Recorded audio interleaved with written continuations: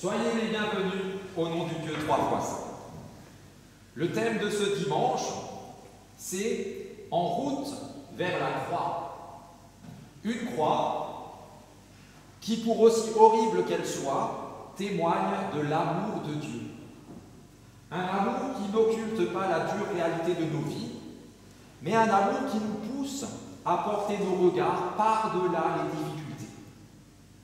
Un amour qui nous entraîne à vivre ici et maintenant différemment de la vie que nous mènerions si nous n'avons pas été saisis par lui. Que sans attendre, Dieu trouve place en nous et nous illumine de son esprit, alors que nous poursuivons dans la louange avec le premier chant, Célébrons le Seigneur, les 3 strophes.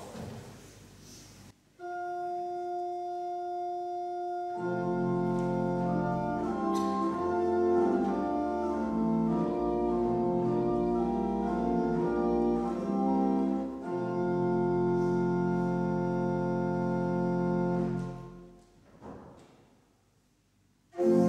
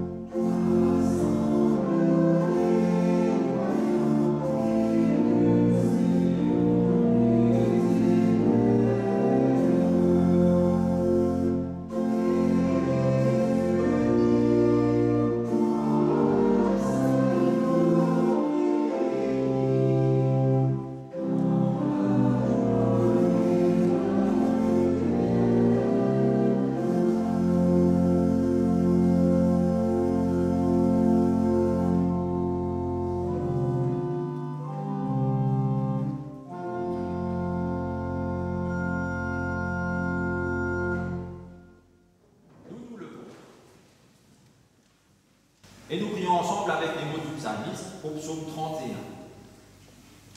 Seigneur, c'est en toi que je trouve un abri, que jamais je n'ai honte. Par ta justice, donne-moi d'échapper. Tends vers moi ton oreille, et moi vite. Sois pour moi un rocher fortifié, une place forte, pour que je sois sauvé. Je te confie mon souffle.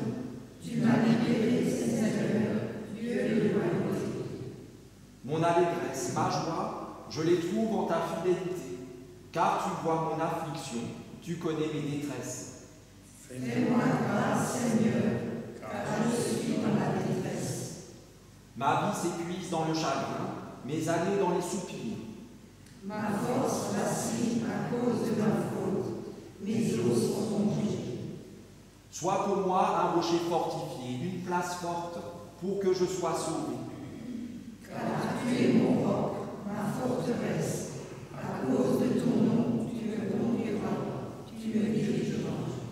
Chantons gloire au Dieu trois fois saint, et ça fait.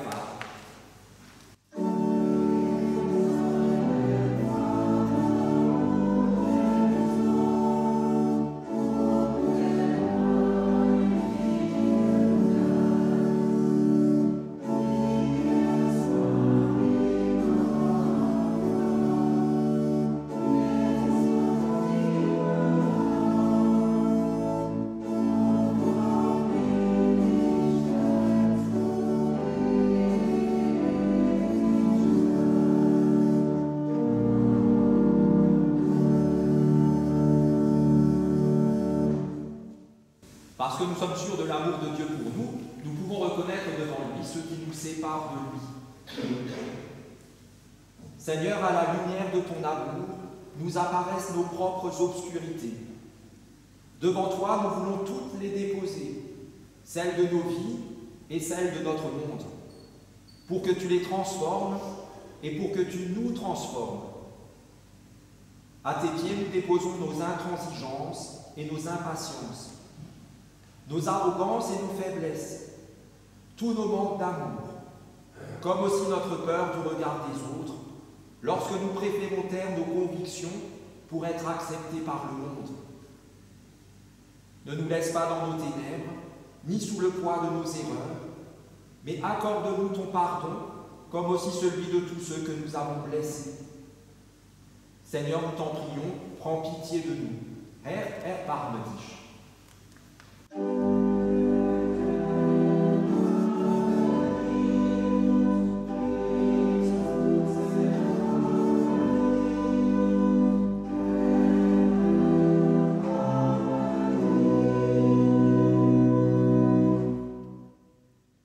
Que celui qui aime Dieu se réjouisse, car voici ce qu'il proclame à son intention par la bouche de l'apôtre Paul, dans la deuxième lettre à Timothée. Cette parole est certaine. Si nous sommes morts avec Jésus le Christ, nous vivrons aussi avec lui. Si nous persévérons, nous régnerons aussi avec lui. Et si nous manquons de foi, lui demeure digne de confiance. Dans son amour infini, Dieu nous met au cœur l'assurance de son pardon, et dès à présent, il nous donne d'entrer dans la joie de sa présence. Pour cette grâce insondable, chantons-lui notre reconnaissance et exaltons le Seigneur. Er sei Gott in der Höhe.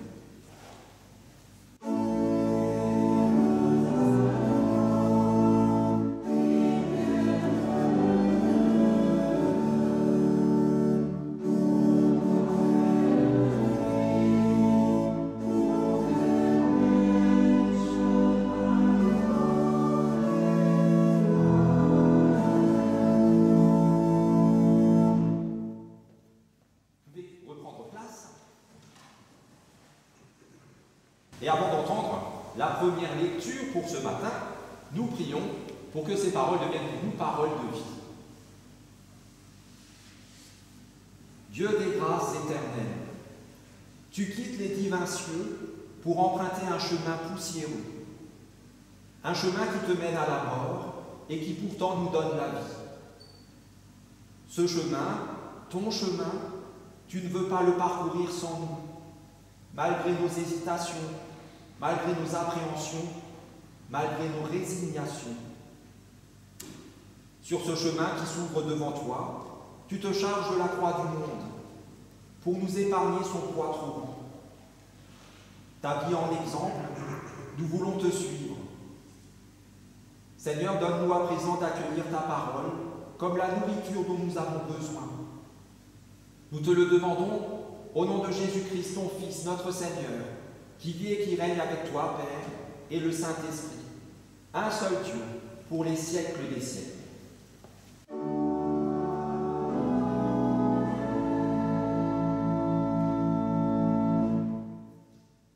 Alors là, la première lecture, tirée du livre du prophète Amos, et dans les livres des prophètes, il y a de très très beaux encouragements, de très très beaux passages qui nous font du bien, et il y en a d'autres qui nous font du bien d'une autre façon, en espérant que dimanche prochain, on n'ait pas perdu 50% d'entre vous qui ont été dégoûtés par la première lecture. Allez, je ne vous en dis pas plus parce que là sinon vous allez partir avant que j'ai lu. Juste le titre donné dans la Bible en français courant, un culte détestable. Ça met déjà le cadre.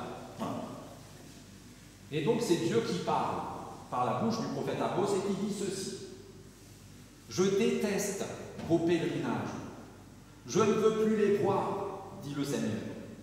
Je ne peux plus sentir vos cérémonies religieuses, ni les sacrifices complets que vous venez me présenter. Je n'éprouve aucun plaisir à vos offrandes de grains. Je ne regarde même pas les veaux gras que vous m'offrez en sacrifice de communion. Cessez donc de brailler vos cantiques à mes oreilles.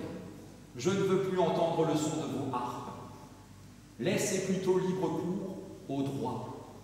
Que la justice puisse couler comme un torrent intarissable. Voilà. On en a pris pour notre grade, donc on va essayer de chanter bien pour que voilà. Le prochain chant, il y a 4 strophes.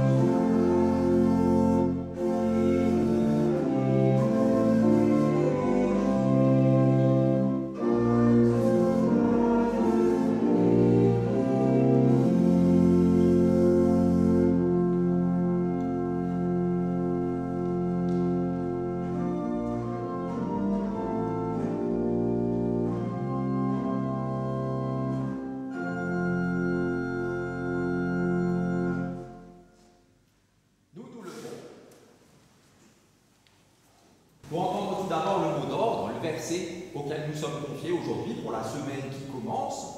C'est le premier verset de la lecture qui suit, dans l'évangile de Luc, chapitre 18, le verset 31, qui dit ceci. Et c'est Jésus qui parle. Nous montons à Jérusalem. Tout ce qui a été écrit par les prophètes au sujet du Fils de l'homme s'accomplira. Acclamons l'évangile en chantant Alléluia.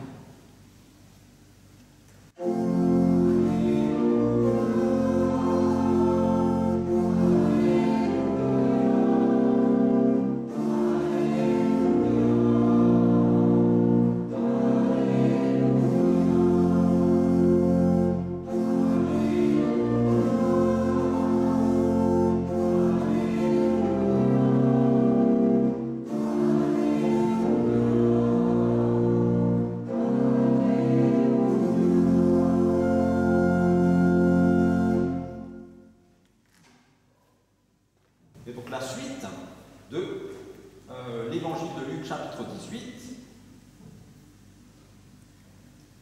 Jésus prit les 12 disciples avec lui et leur dit : Écoutez, nous allons à Jérusalem, où se réalisera tout ce que les prophètes ont écrit au sujet du Fils de l'homme.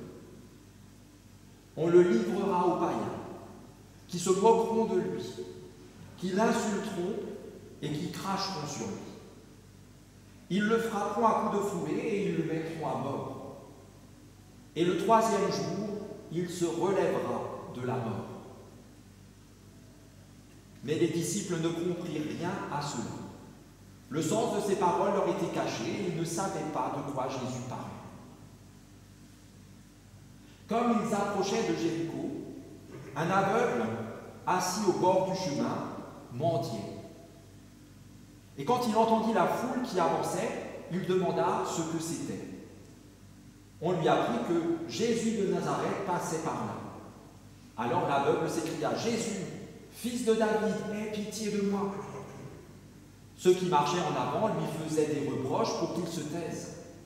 Mais lui criait encore plus fort : Fils de David, aie pitié de moi. Jésus s'arrêta et ordonna qu'on le lui amène. Quand l'aveugle se fut approché, Jésus lui demanda : Que veux-tu que je fasse pour toi ? L'aveugle répondit : Maître, fais que je voie de nouveau. Et Jésus lui dit : Eh bien, ta foi t'a guéri. Aussitôt, il put voir, et il suivait Jésus en louant Dieu. Toute la foule vit cela et se mit aussi à louer Dieu.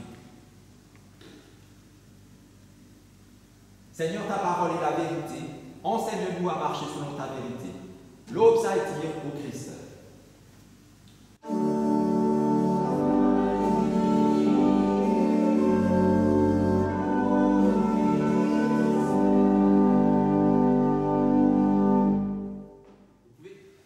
C'est bientôt la Saint-Valentin, mais la question du jour concerne un autre saint.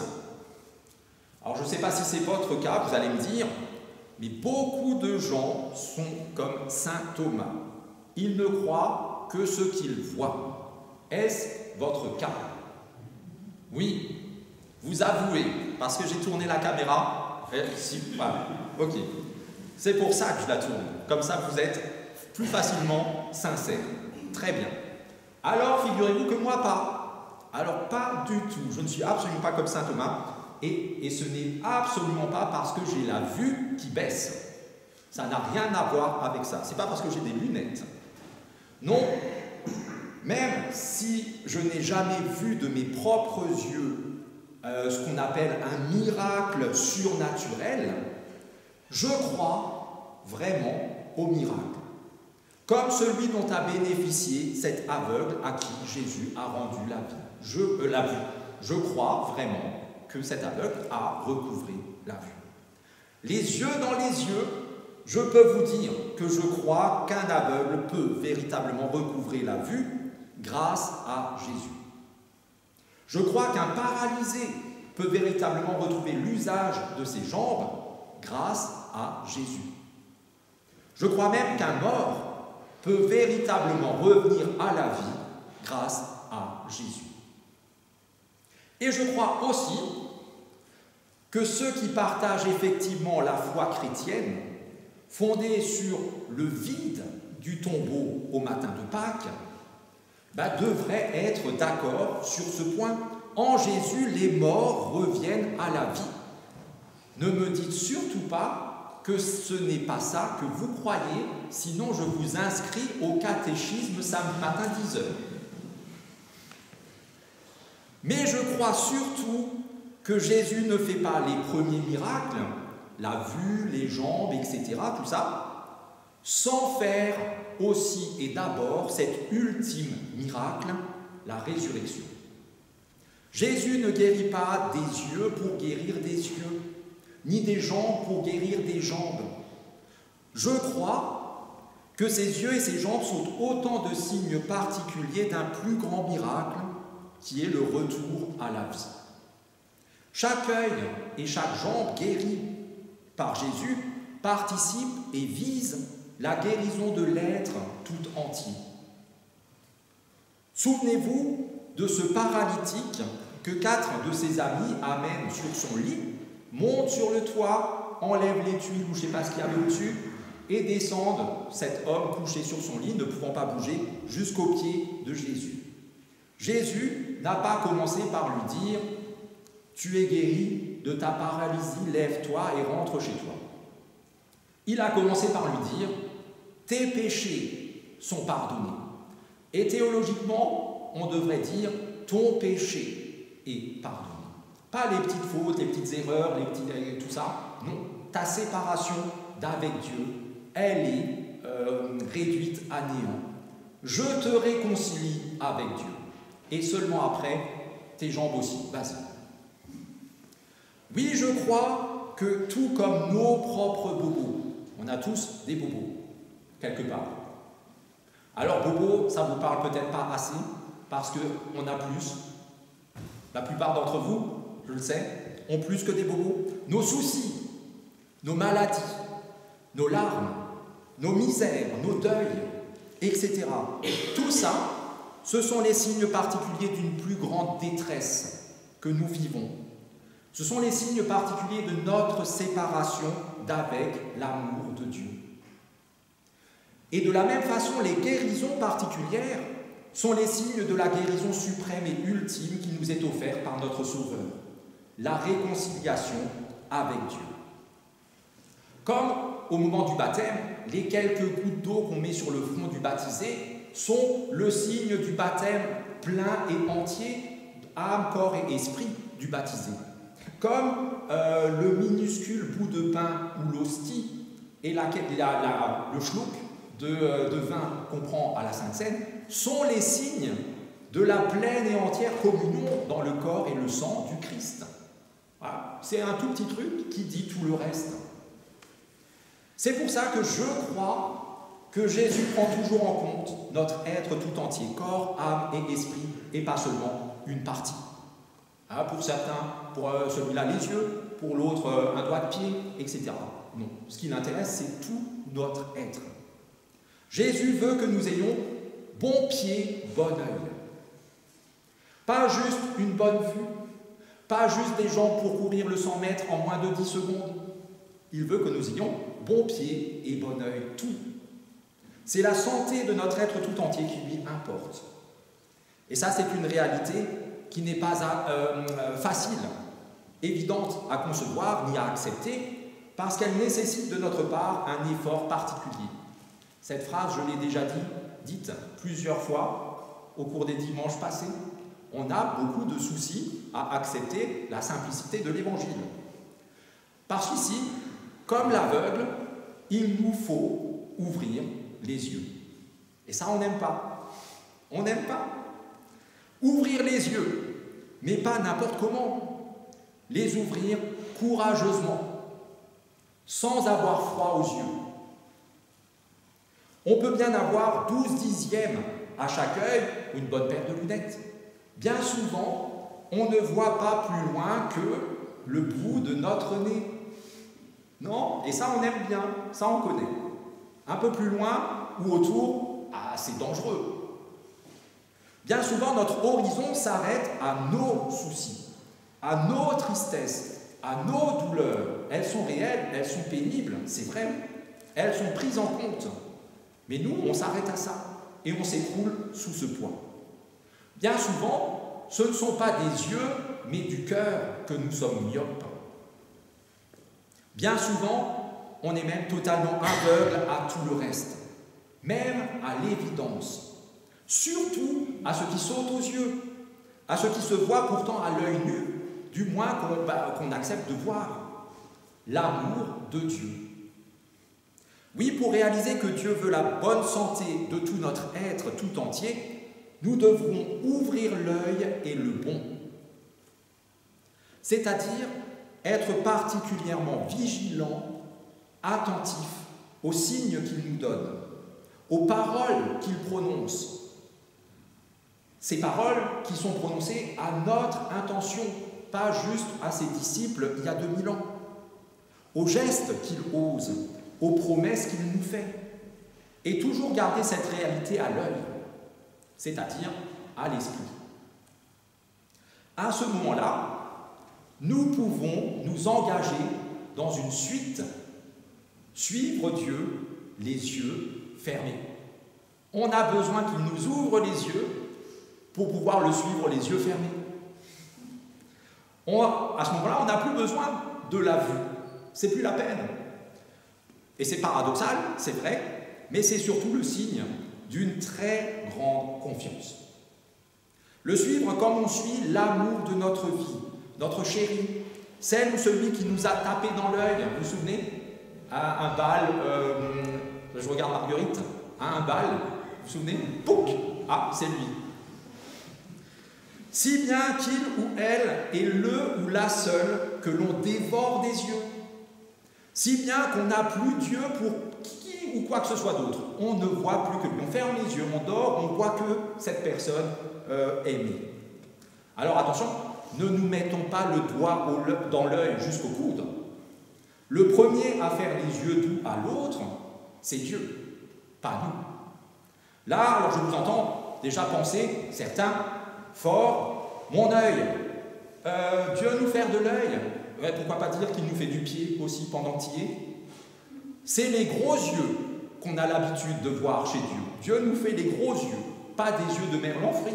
Dieu, il nous dit, ne fais pas ça, ne touche pas, pose, tais-toi. Ça, pour nous, souvent, c'est notre conception de Dieu. Et il pourrait le faire. À mon avis, il devrait même le faire. Du moins, s'il était dans cette démarche que nous aimons appeler justice. Nous voulons justice. C'est notre combat, toujours. En fait, à la place de justice, il faudrait qu'on mette œil pour œil. Ça, c'est encore l'étape où nous en sommes dans la justice. Nous voulons un œil pour un œil. Comme si c'était ça la justice. Parce qu'on le sait tous. Et d'ailleurs, hier, on en a parlé un petit peu au caté. Donc, ils ont 12-13 ans. Et ils m'ont dit directement, et ça ne marche pas. Œil pour œil, ça ne marche jamais. L'équivalence, ça ne marche pas. En un clin d'œil, œil pour œil dégénère en vengeance aveugle. Toujours. En surenchère. Œil pour œil, ça ne marche tout simplement pas. Toute équivalence est relative. Prenez une taupe. Vous voyez qu'elle n'a pas la vue super aiguisée. Et, malencontreusement, un lynx, avec son œil de lynx, et bien en passant, lui griffe un œil et elle perd la vue sur un de ses yeux.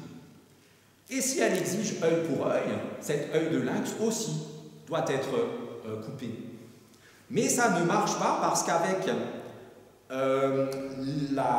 l'humanité de cette taupe, elle ne va pas se contenter de juste un œil.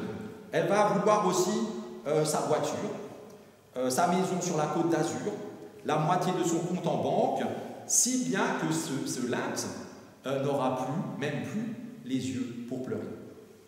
Ça, c'est œil pour œil. Un œil, non, un œil, plus ceci, plus cela, surenchère, voilà. La justice de Dieu, elle est tout autre.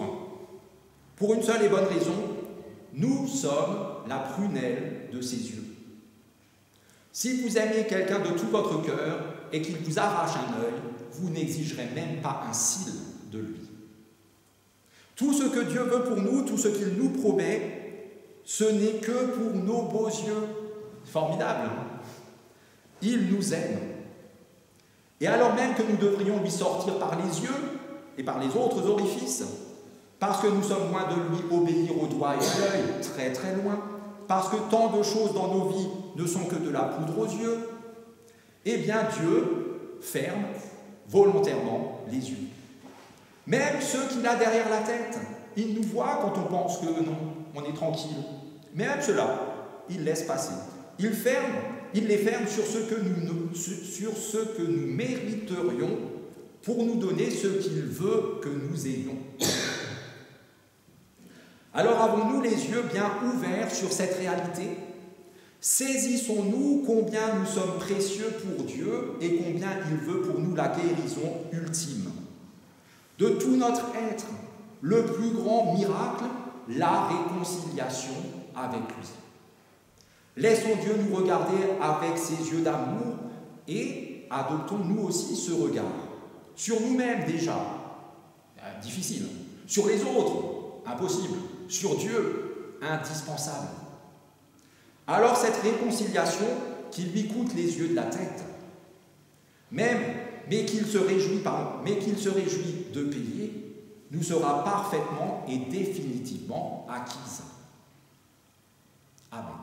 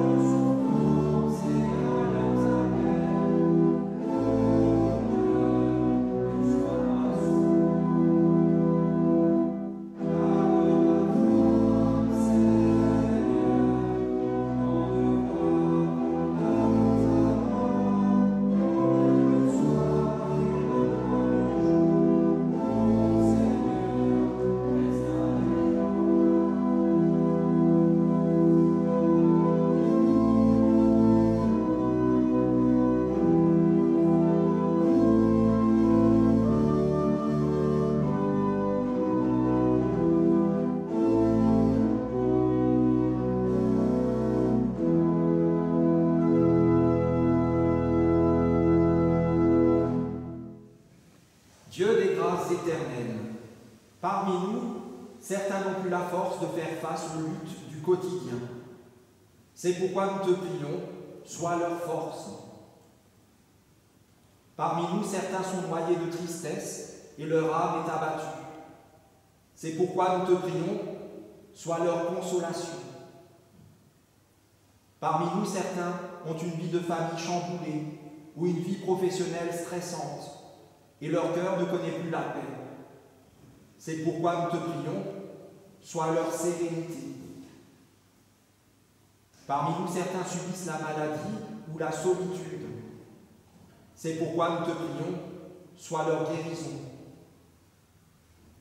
Parmi nous, certains redoutent le temps qui passe et l'âge qui avance.